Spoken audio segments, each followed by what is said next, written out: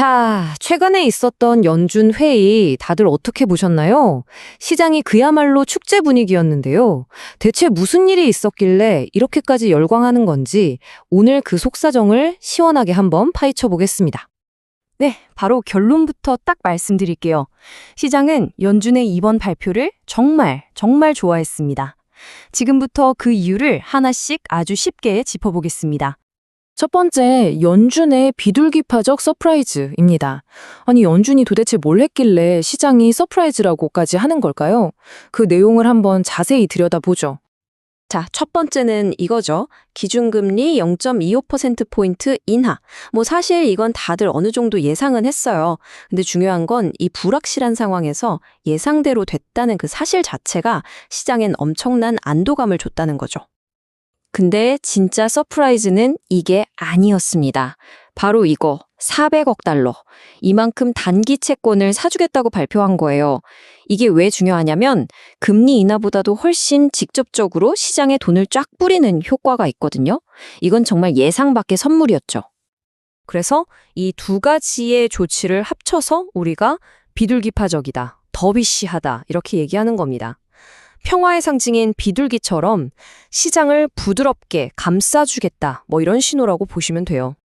이 채권 매입이라는 게 쉽게 말하면 이런 거예요. 연준이 여러분 지갑에 있는 당장은 쓸모없는 무슨 상품권 같은 걸 가져가고 대신에 바로 쓸 수 있는 현금, 따끈따끈한 현금을 꽂아주는 거죠. 시장에 돈이 확 도는 겁니다. 유동성이 폭발하는 거죠. 자, 그런데요.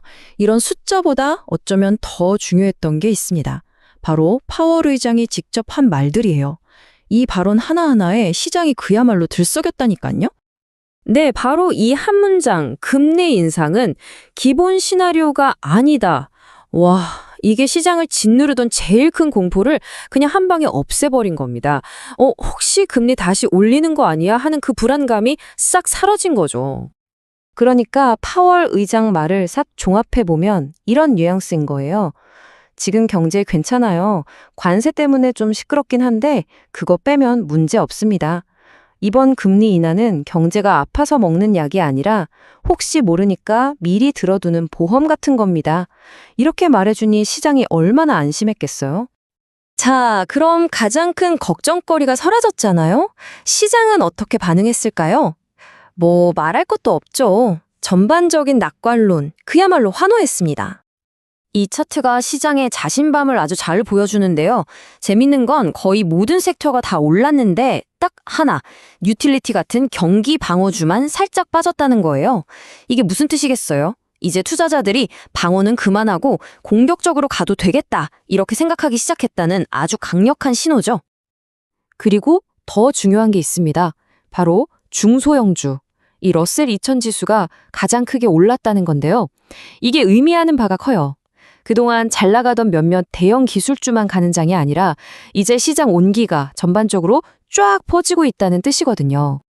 네, 이렇게 자신감의 시장 전체로 퍼지면서 돈의 흐름도 바뀌기 시작했습니다. 우리가 흔히 말하는 건강한 순환매가 시작됐다고 볼 수 있는 거죠. 보시면 아주 흥미로운 변화가 나타나죠.